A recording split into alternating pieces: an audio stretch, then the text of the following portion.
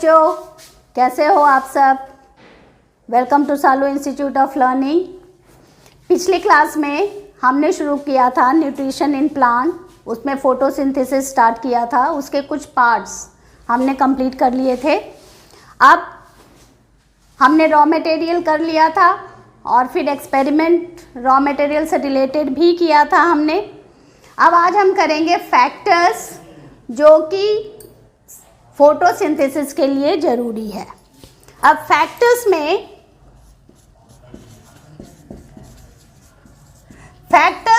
सबसे पहले लेते हैं sunlight, then second chlorophyll, third carbon dioxide and fourth water. अब ये देखते हैं कि ये चारों फैक्टर्स किस तरह से फोटोसिंथेसिस के रेट को इंक्रीज या डिक्रीज करते हैं। ठीक है, अब सबसे पहले हम देखेंगे कि सनलाइट का 1% ही सनलाइट का सोलर एनर्जी प्लांट एक्सेप्ट करता है या रिसीव करता है या कहो कि उसको ट्रैप करता है अपने फोटोसिंथेसिस के लिए, सिर्फ 1%। ठीक है, वो खाना बनाने के लिए यूज़ करता है।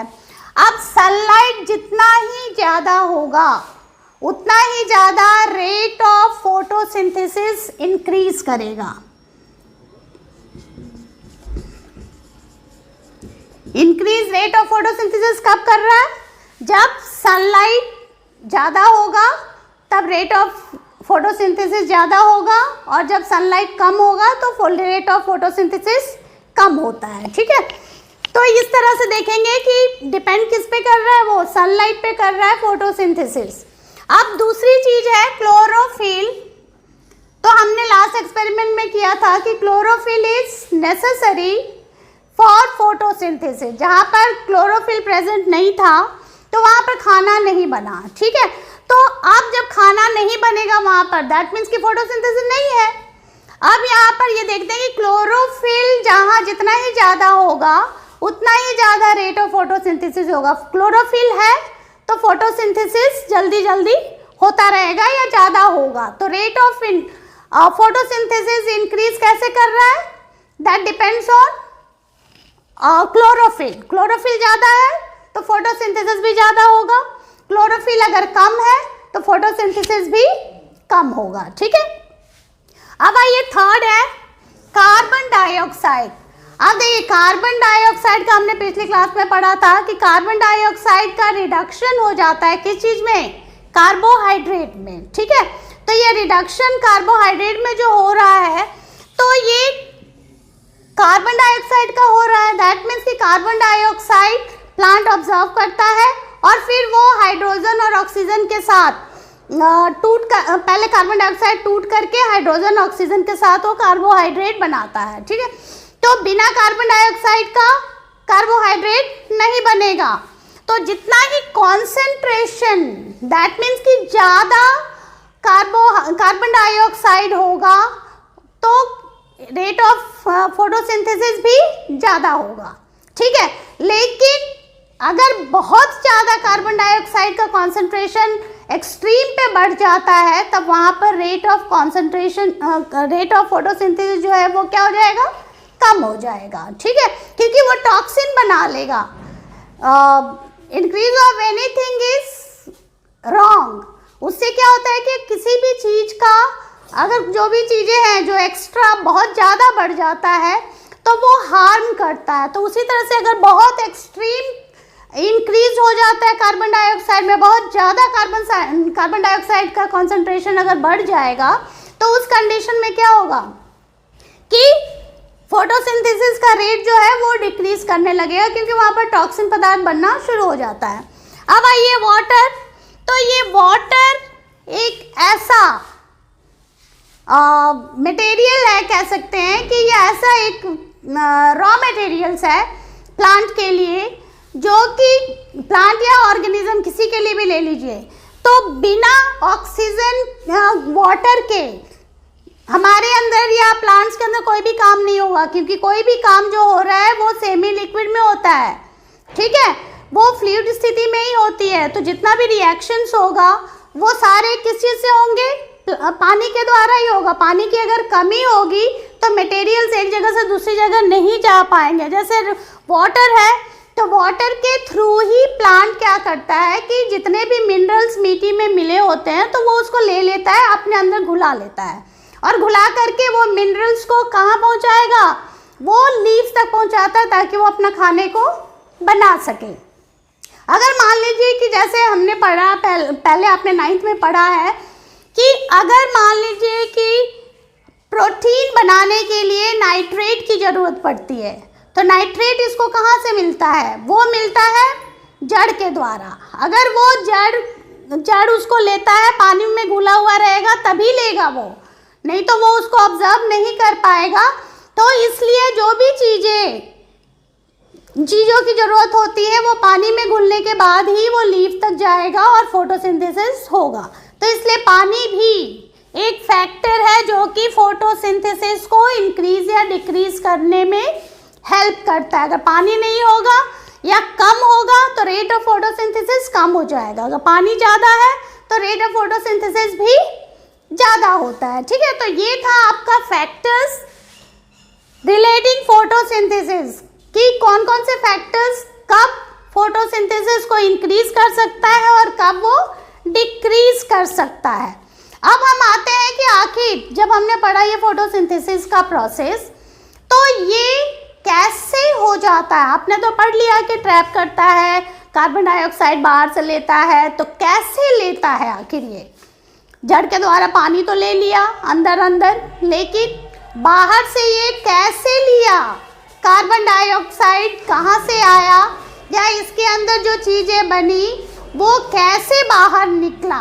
ठीक है, तो इसके लिए हम देखेंगे कि लीव्स के ऊपर एक खास करके एक पार्ट होता है जिसको हम कहते हैं स्टोमेटा।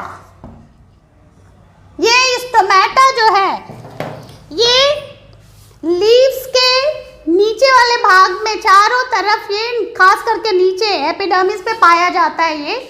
और इसमें दो चीज़ें होती है कि अगर मान लीजिए कि हम देखते हैं कि किसी पत्ते का, किसी पेड़ का जो पत्ता होता है वो बहुत चौड़ा होता है, तो उस चौड़े पत्ते में क्या होगा कि नीचे वाले भाग में ये स्टोमेटा बहुत अधिक मात्रा में पाया जाता है। लेकिन जिसके पत्ते एकदम पतले होते हैं उस कंडीशन में क्या होगा कि वो उसके एड्स पे चारों तरफ पाया जाएगा। ठीक है, पतले पत्तों में जो पतला पत्ता होता है उसके एड्स पे चारों तरफ पाया जाएगा, यानी ऊपर नीचे दोनों तरफ पाए जाएंगे, और बाकी के चौड़े पत्ते में खास करके नीचे वाले एड्स पे या एपिडर्मिस पे पाया जाता है। ठीक है, तो ये है क्या आखिर स्टोमेटा जो है, ये है क्या, तो और कैसा दिखता है ये।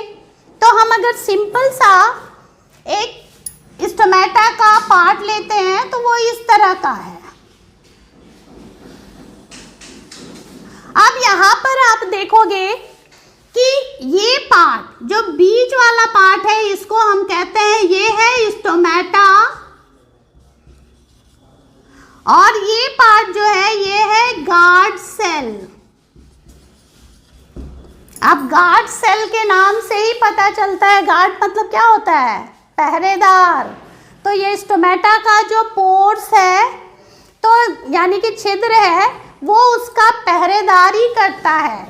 अगर वो चाहेगा तभी स्टोमेटा खुलेगा और वो चाहेगा तभी स्टोमेटा बंद होगा। ठीक है, तो अब हम एक चीज़ देखते हैं कि सपोज मान लीजिए कि मेरी ये जो हाथ है ये हमारा स्टोमेटा है, तो आप देख रहे हो कि मेरा जहाँ पर दोनों हथेलियाँ जुड़ी है ये पोर्शन, ठीक है, ये स्टोमेटा पोर्स है, और ये वाला जो भाग है दोनों तरफ का ये हमारा है स्टोमेटा गार्ड सेल। ठीक है, अब जब फोटोसिंथेसिस का प्रोसेस हो रहा है तो उसमें क्या होगा कि ऑक्सीजन बन रहा है एक्स्ट्रा क्वांटिटी में, तो ऑक्सीजन बनते जाएगा, तो और वेस्ट पानी भी बन रहा है, तो ये और प्लांट जो है पानी कंटिन्यूअस जड़ के द्वारा लेते भी जा रहा है। ठीक है, तो आखिर उतना पानी तो वो यूज़ नहीं करेगा, तो उसको तो बाहर निकलना ही है, और वो प्रोसेस कैसे निकलता है ये हम पढ़ेंगे ट्रांसपोर्टेशन में, ठीक है। अभी आप इतना ही जान लो कि जो पानी नीचे से जा रहा है ऊपर, वो एक्स्ट्रा जो पानी है वो भी इसी के द्वारा बाहर निकलता है। तो आप देखिए ये आप हमारा स्टोमेटा हो गया और ये वाला पार्ट्स क्या हो गया दोनों तरफ का, ये गार्ड सेल हो गया। अब जैसे जैसे पानी इसमें भरता जाएगा वैसे वैसे ये क्या होगा, ये फूलने लगता है ऐसे, ठीक है। और जब बहुत ज़्यादा पानी और गैसेस बन जाते हैं तो वो इकट्ठा हो जाएगा और ये गार्ड सेल जो ऐसे हो जाएगा तो वो पोर्स जो है अपने आप खुल जाएगा। देख रहे हैं जब ये कैसे फूल जाएगा, ये तो गार्ड सेल ऐसे पहले ऐसे था, जैसे जैसे बढ़ता जाएगा तो खिंचाव बढ़ता जाएगा, प्रेशर उसका बढ़ता जाएगा, वो खींचते जाएगा और फिर फाइनली वो ऐसे बंद खुल जाता है और जितने भी एक्स्ट्रा चीज़ें हैं वो सारे क्या हो गया, यहाँ से बाहर निकल जाएगा और जो चीज़ें लेनी है, कार्बन डाइऑक्साइड वगैरह लेनी है, तो वो अंदर चला आएगा, ठीक है। फिर उसके बाद ये फिर ऑटोमेटिकली बंद हो जाएगा क्योंकि सारे चीज़ें निकल गए तो ये पचक जाएगा, ठीक है। ये उसी तरह जैसे मान लीजिए कि आप एक बैलून में पानी भर लो और एक तरफ से दबा दो तो क्या हो जाएगा, दूसरी तरफ खुल जाएगा, फिर आप छोड़ोगे तो पानी चारों तरफ फैल जाता है। तो उसी तरह से इसमें भी क्या है कि जब ये इकट्ठा होने लगता है इसमें सारी चीज़ें गैसेस वगैरह, तो ये फूल जाता है और फाइनली ये खुल जाएगा और जब सब निकल जाएगा और जो लेना है उसको वो ले लेगा और जिस भाग को देना है चला जाएगा वहाँ पर और फिर वो बंद हो जाएगा, ठीक है। तो ये प्रोसेस होता है स्टोमेटा में और वो स्टोमेटा का स्ट्रक्चर है। तो आप सिंपल वे में इसको बना करके ऐसे देख सकते हो,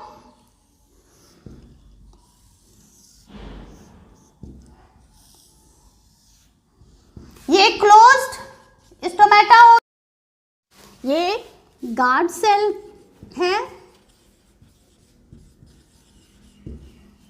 ये स्टोमेटा, ये ओपन है, ठीक है। आप यहाँ पर ये देखते हैं, यहाँ पर क्या हुआ कि स्टोमेटा ये हो गया, गार्ड सेल ये हो गया, तो सारे गैसेस यहाँ पर आकर के इकट्ठा होते गए और ये इकट्ठा होते होते क्या हो गया, ऐसे देखिए फूल गया। जब ये फूल गया तो ये वाला पोर्स जो था बीच में स्टोमेटा का, ये यहाँ पर खुल गया। खुलने के बाद क्या हुआ, जितने भी चीज़ें इसमें भरी हुई थी वो सारी चीज़ें बाहर निकल गई, ठीक है। और जो चीज़ें लेनी थी वो इसके अंदर इसी के द्वारा चला गया और गैसेस जैसे कार्बन डाइऑक्साइड लेना है तो अंदर घुस गया। अब यहाँ पर हम ये देखेंगे कि यहाँ जो एक्स्ट्रा पानी था वो सारे भी पानी बाहर निकल गए।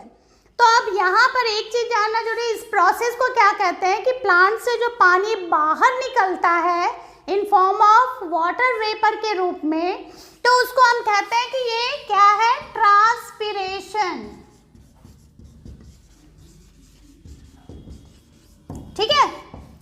तो loss of water in form of water vapor from leaves through stomata is called transpiration। तो इस प्रोसेस को हम क्या कह रहे हैं, आप देखिए इसका डेफिनेशन क्या हुआ,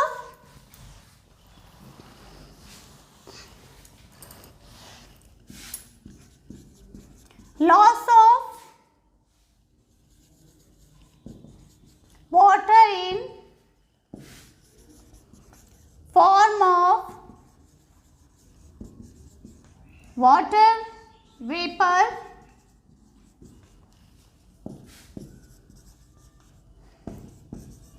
from leaves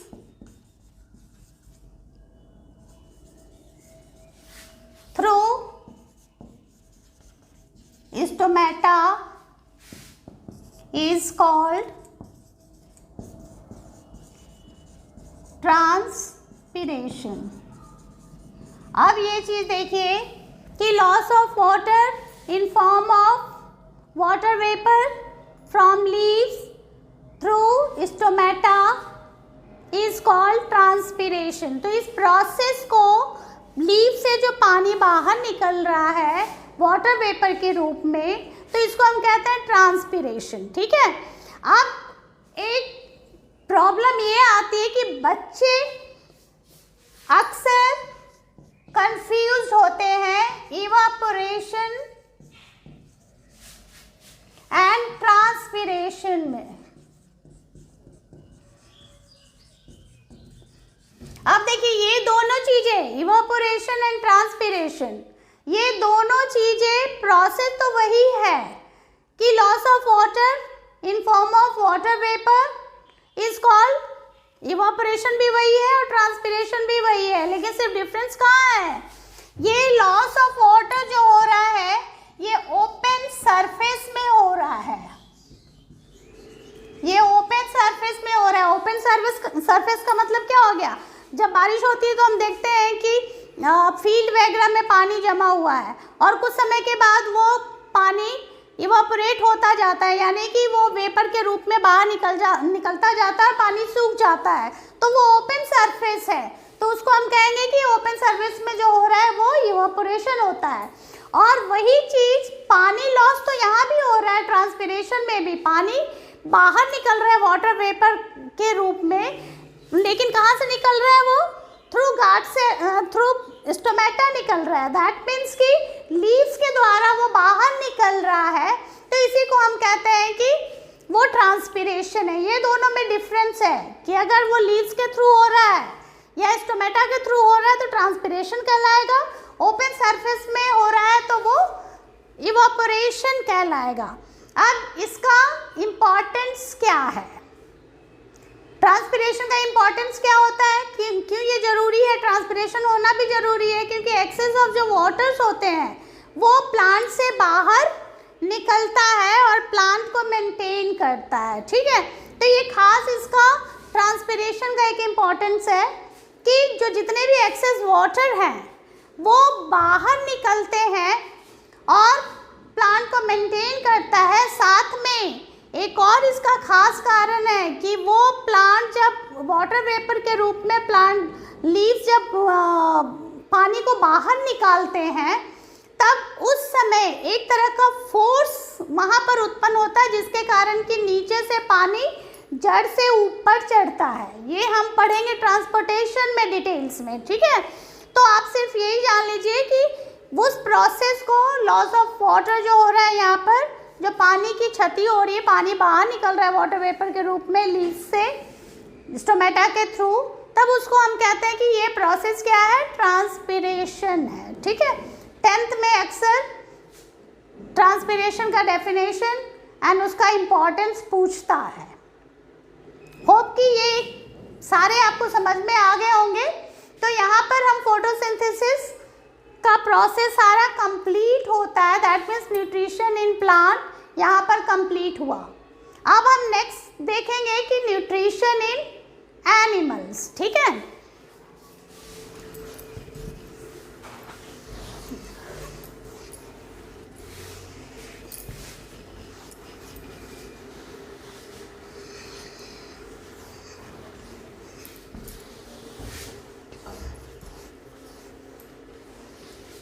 अब हम ये देखते हैं कि nutrition in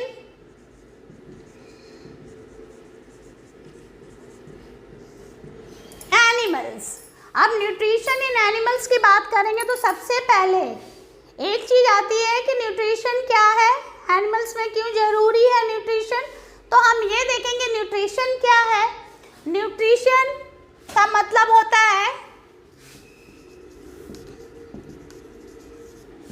taking of food, जिसको हम कहते हैं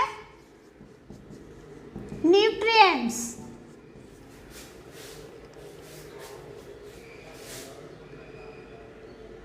टेकिंग ऑफ फूड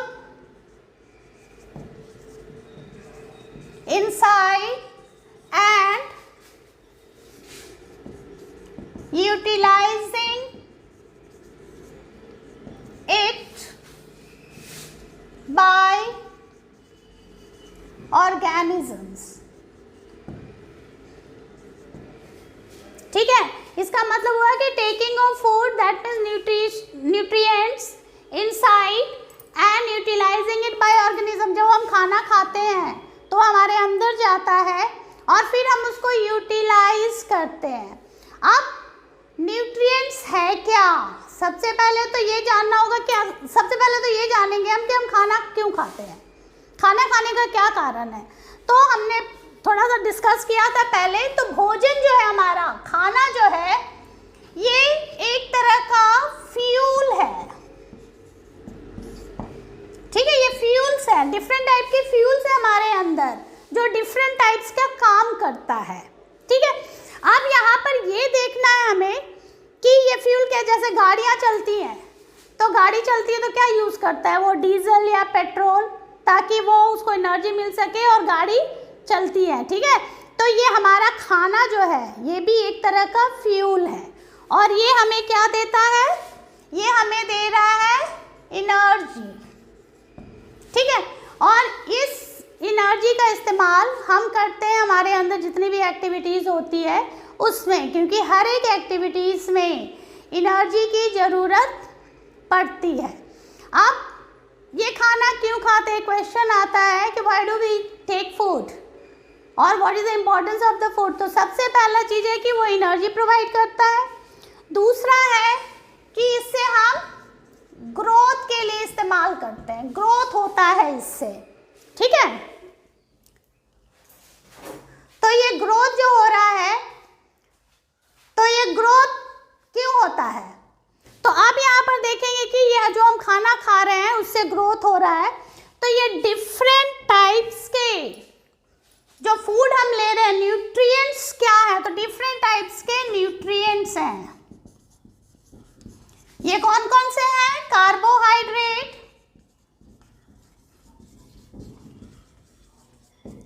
दूसरा फैट्स, तीसरा प्रोटीन, चौथा विटामिन्स एंड मिनरल्स, ठीक है। अब यहाँ पर ये देखते हैं कि carbohydrate, fats, proteins, vitamins and minerals, हम अपने खाना में ये सारी चीज़ें लेते हैं। क्यों लेते हैं खाना में ये सारी चीज़ें, ताकि हमें डिफरेंट तरह की चीज़ें हमें मिल सके। अब देखिए ये जो खाना हम खा रहे हैं इसमें क्या हो रहा है, ये दोनों, इसको कहा जाता है, ये कन्वर्ट होता है, कार्बोहाइड्रेट कन्वर्ट होता है ग्लूकोज में, फैट्स कन्वर्ट होता है फैटी एसिड में एंड ग्लिसरॉल में, और ये प्रोटीन अमीनो एसिड में, ठीक है। अब देखिए ये सारे फूड जो हम खाना खा रहे हैं, तो ये सारे फूड से ये कन्वर्ट होके, कार्बोहाइड्रेट कन्वर्ट होके क्या बनाएगा, ग्लूकोज बनाएगा, और फैट्स कन्वर्ट होके क्या बनाएगा, फैटी एसिड एंड ग्लिसरॉल बनाएगा, और ये प्रोटीन क्या बनाएगा, अमीनो एसिड बनाएगा, ठीक है। अब ये देखिए ये सारे जो खाने हमने खाए हैं, तो इससे हमको डिफरेंट टाइप्स के चीज़ें मिल रही हैं, ठीक है। और ये जब डाइजेस्ट होता है तब ये ग्लूकोज निकालेगा, फैट्स निकालेगा और अमीनो एसिड में कन्वर्ट होगा। अब हम ये सारे डिफरेंट तरह के फूड से हमको मिल रहा है ग्लूकोज, ये है कार्बोहाइड्रेट आपको किस चीज़ से मिल रहा है, राइस, पोटैटोज और ETC। फैट्स आपको किस चीज़ से मिलता है, ऑयल से, जो भी चीज़ें हैं ऑयल, और ये प्रोटीन किस चीज़ से मिल रहा है, पल्स से, ठीक है। तो आप देखिए इसके आधार पे हम न्यूट्रिशन का डेफिनेशन कैसे निकालेंगे, इसके आधार पे हम न्यूट्रिशन को डिफाइन कर सकते हैं। Complex materials are broken into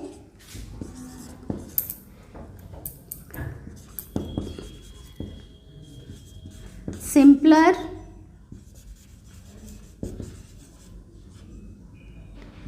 materials or substances। अब यहाँ पर देखते हैं ये कि कार्बोहाइड्रेट ग्लूकोज में बदल गया, fats fatty acid and glycerol में बदल गया, प्रोटीन अमीनो एसिड में बदल गया, और विटामिन्स और मिनरल्स तो एज इट इज रहता है। अब यहाँ पर ये देखेंगे कि उसके आधार पे क्या हो गया डेफिनेशन की complex materials are broken into simpler materials और सब्सटेंसेस। ठीक है, अब हम ये करते हैं कि ये जितने भी चीजें हम खा रहे हैं तो इनसे हमें ये सारी चीजें मिलती है। अब ये सारी चीजें हमें क्या देती है, ये तो कन्वर्ट होकर के इसमें बदल गया। अब इसको हम क्या कहते हैं, तो जो चीजें ये हमें प्रोवाइड करती है, फूड से जो हमें चीजें मिलती है, उसके आधार पे इसे हमने फिर बांट दिया है, इसे फिर से बांट दिया गया है कई भाग में। ये दोनों कार्बोहाइड्रेट्स एंड फैट्स को कहा जाता है एनर्जी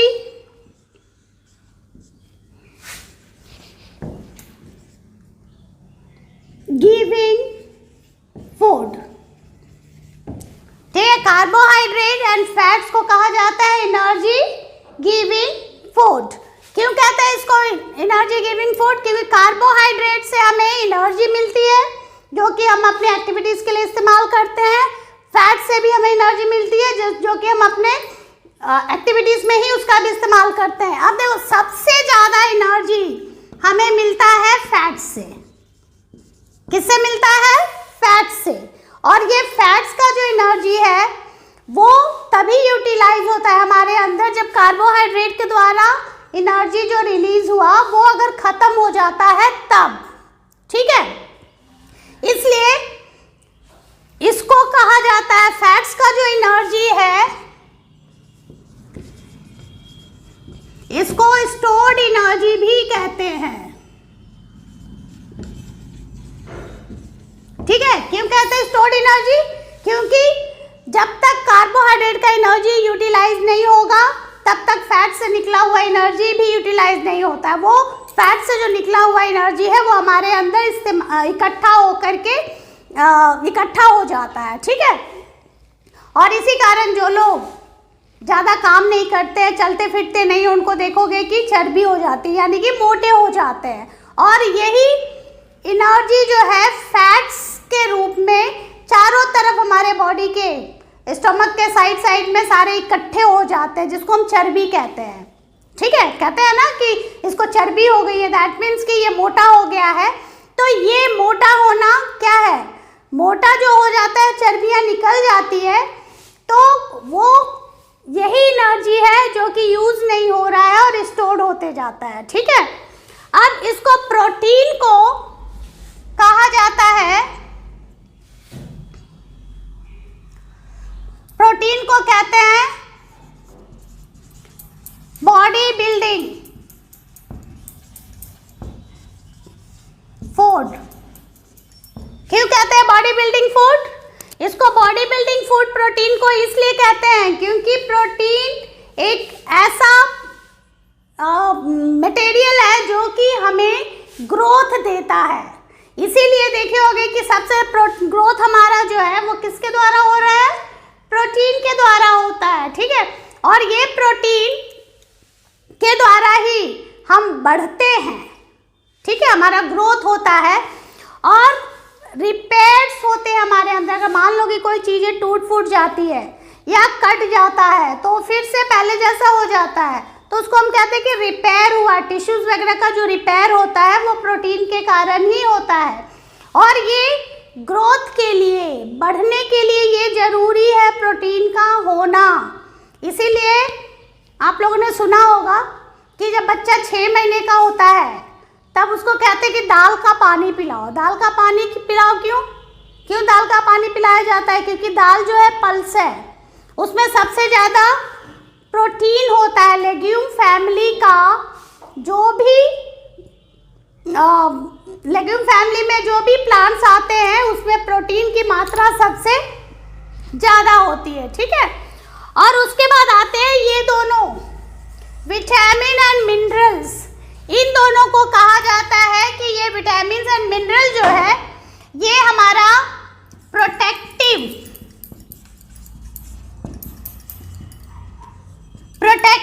फूड हो गया। प्रोटेक्टिव फूड क्यों है ये? क्योंकि विटामिन और मिनरल्स के कारण हम कई बीमारियों से बचते हैं और यही दोनों ऐसे हैं जो कि हमें बीमारी से लड़ने की हमारे अंदर क्षमता उत्पन्न करती है, यानी कि कैपेसिटी देती है बीमारी से लड़ने के लिए, हमारा इम्यून सिस्टम को बढ़ाता है ये, ठीक है। तो अगर किसी भी तरह की विटामिन की कमी हो जाएगी या मिनरल्स की कमी हो जाएगी तो हमारे अंदर कई बीमारियां हो जाती है। जैसे अभी आपने देखा होगा कि कोरोना काल में विटामिन सी इम्यून सिस्टम को बढ़ाने के लिए ज़रूरी था। ये कहाँ से मिलेगा? नींबू से मिलता है। हड्डियों को मजबूत करने के लिए हमको क्या चाहिए? Vitamin D. तो ये हमें कहाँ से मिल रहा है? सनलाइट से मिल रहा है, सन से मिल रहा है, ठीक है। तो ये दोनों ऐसे खाने हैं हमारे अंदर, हमारे बॉडी के अंदर हम खाते हैं इसे, जो कि हमें प्रोटेक्ट करता है। किस चीज़ से? बीमारी से ये हमारा प्रोटेक्शन करता है, ठीक है। तो अब आपको समझ में आ गया होगा कि इस खाने का सबसे बड़ा, इसी को हम कहते हैं सबसे बड़ा चीज़ क्या है कि इससे एनर्जी मिलती है, प्रोटीन मिलता है और प्रोटेक्शन मिलता है, ठीक है। और जब ये सारी चीज़ हमारे अंदर होगा तो हमारे अंदर प्रोटोप्लाज्म बनेगा, हम ग्रोथ करेंगे और स्वस्थ रहेंगे, किसी तरह की कोई बीमारी नहीं होगी। अगर मान लीजिए किसी भी इसमें मिनरल्स या विटामिन की कमी हो जाती है तो उससे रिलेटेड बीमारियां भी होती है, ठीक है। अगर मान लीजिए विटामिन सी की कमी हो जाएगी तो कौन सी बीमारी होगी? स्कर्वी नामक बीमारी हो जाती है। और अगर विटामिन डी की कमी हो रहा है तो कौन सा बीमारी होगा? तब हमें रिकेट, विटामिन सी के कारण क्या हो रहा है? विटामिन सी के कारण स्कर्वी होता है और विटामिन डी के कारण रिकेट नामक बीमारी होती है। उसी तरह से अगर मिनरल्स की हम बात करेंगे तो आयरन की कमी के कारण क्या होता है? अनेमिया हो जाता है। कैल्शियम की कमी होगी तो हमारे दांत और हड्डियां जो है वो कमजोर हो जाएगी। तो आप देखिए ये सारी चीजें हमें कुछ ना कुछ जो हम खा रहे हैं वो देते हैं। अब ये क्वेश्चन उठता है कि आप क्या खा रहे हो और क्या नहीं खा रहे हो, ये अलग क्वेश्चन है। अब यहाँ पर हम देखेंगे कि हम वो सारी चीज़ें जो हमको चाहिए, कार्बोहाइड्रेट चाहिए, फैट चाहिए, प्रोटीन चाहिए, विटामिन चाहिए, मिनरल चाहिए, अब ये आप पे डिपेंड करता है कि आप इन सब चीज़ों को कहाँ से ले रहे हो, ठीक है। कुछ लोग पोटैटोज और राइस खा करके कार्बोहाइड्रेट ले लेते हैं। कुछ लोग ऐसे भी हैं जो कि मेज़ खा करके कार्बोहाइड्रेट ले लेते हैं। दैट डिपेंड्स कि आप क्या खा रहे हो, आपको मतलब किस चीज़ से है, आपके अंदर कार्बोहाइड्रेट जाना चाहिए, ठीक है। अब उसके अलावा हम देखेंगे कि फैट सबको पता है कहाँ से मिलता है, ऑयल, घी, जो भी आपको खाना है आप खा करके उसको फैट्स ले सकते हो। अब आता है प्रोटीन। तो अब ये देखिए प्रोटीन जो है, दाल में बहुत अधिक प्रोटीन होता है। दाल सभी लोग खाते हैं। जिनको दाल नहीं खाना है तो अगर, लेकिन प्रोटीन तो चाहिए बॉडी को, तो वो क्या करेंगे कि अगर दाल नहीं खाना है तो वो सीधा नॉन वेज यानी कि मीट ले ले, मीट से ले ले, फिश से ले ले या चिकन से ले ले, एग से ले ले, तो वो प्रोटीन कहीं से भी ले सकते हैं। लेकिन सबसे बड़ा चीज़ क्या है कि हमारे बॉडी में प्रोटीन जाने चाहिए, ठीक है। अब आइए कि विटामिन एंड मिनरल्स, तो ये हमें हरी सब्जियों में मिलता है, ये हमें फ्रूट्स में मिलता है, सीजनल फ्रूट्स में ये सारी चीज़ें मिल जाएंगे। तो आप देखिए बच्चे खास करके हरी सब्जियां नहीं खाना चाहते हैं तो फ्रूट्स तो खा सकते हैं। कुछ हरी सब्जियां हैं जो कि बहुत अधिक मात्रा में विटामिन एंड मिनरल्स मिलता है। तो जो सब्जी हरी सब्जियां हो तो कोई भी हरी सब्जी खाइए, आपको विटामिन एंड मिनरल्स उससे मिलेगा। फ्रूट्स खाइए, उससे आपको विटामिन एंड मिनरल्स मिलेगा, ठीक है। तो अब देखिए एक हम लोग क्विक रिवीजन कर लें यहाँ से। कार्बोहाइड्रेट किस चीज़ में बदलेगा? ग्लूकोज में बदलेगा, fats fatty acid and glycerol में बदलेगा, प्रोटीन अमीनो एसिड में बदलेगा, vitamin and minerals as it is रहेगा, वो हमारे अंदर डायरेक्टली काम करता है एज ए कैटलिस्ट। ठीक है, अब यहाँ पर हम ये चीज़ देखते हैं कि ये बदलने का मतलब क्या हो गया कि एक जो खाना हमने खाया है तो हमारा बॉडी उसको डायरेक्टली कार्बोहाइड्रेट, फैट्स या प्रोटीन के रूप में नहीं ऑब्जर्व कर सकता, नहीं लेता। ठीक है, तो उसको ये जरूरी है कि वो पहले ग्लूकोज में बदले, फैटी एसिड एंड ग्लिसरॉल में बदले, फिर उसके बाद अमीनो एसिड में बदले, तभी वो हमारे इंटेस्टाइन से वो उसको ले लेता है। ठीक है, और तब वो हमारे पूरे सेल्स में जाता है और वहाँ जाने के बाद ऑक्सीजन लेकर के यही चीज़ें टूटती है और तब यहाँ से एनर्जी बाहर निकलता है। तो होप कि ये आप सबको समझ में आ गया होगा कि ये हमारे लिए पचना, इसी को हम कहते हैं पचना। ठीक है, डाइजेस्ट होना, जब ये कन्वर्ट हो जाता तो हम सिंपली न्यूट्रिशन का हम कह सकते हैं complex materials are broken into simple materials और द सब्सटेंसेस। जो हम कॉम्प्लेक्स मटेरियल ले रहे हैं वो सिंपल सब्सटेंसेस में बदल रहा है। दैट मीन्स ये सारे क्या हैं? सिंपल मटेरियल्स हैं। ठीक है, ये तो हमारा न्यूट्रिशन के बारे में हो गया कि कैसे न्यूट्रिशन जो है डाइजेस्ट होने के बाद ही हम उसको ऑब्जर्व कर लेते हैं, अन्यथा हम हमारा बॉडी उसको नहीं ले सकता, या किसी भी एनिमल का बॉडी जब तक कि वो डाइजेस्ट नहीं होगा नहीं लेगा। ठीक है, तो वो हम खाना कितना भी कुछ खा लें, अगर वो डाइजेस्ट नहीं हो रहा है, सिंपल सब्सटेंस में नहीं बदल रहा है, तब हमारा बॉडी उसे नहीं लेगा। ठीक है, तो आप देखते हैं कि यहाँ पर हमने शुरू किया था कि न्यूट्रिशन इन एनिमल्स, तो ये तो सारे प्रोसेस हैं, चीज़ें हैं, कैसे कन्वर्ट होता है किस चीज़ में। अब हम करेंगे कि हेट्रोट्रॉप्स में कि कौन कौन से तरीके से हेट्रोट्रॉप्स अपना भोजन लेते हैं। अब हम करेंगे तरीका और कैसे होता है ये सारे चीज़ें नेक्स्ट वीडियो में। ठीक, जब तक आप लोग वीडियो को देखिए, जहाँ समझ में नहीं आए वहाँ बार बार देखिए या कमेंट करके बताइए कि किस पोर्शन में समझ नहीं आ रहा है, तो मैं उसे कोशिश करूँगी कि सॉल्व करूँ आपके प्रॉब्लम्स को। आप इसे शेयर कीजिए, सब्सक्राइब कीजिए एंड लाइक कीजिए, और नोट्स इस पे अपलोड हो जाएंगे, आप लोग उसे नोट जा करके नोट्स को देख लीजिएगा। Okay, thank you for watching.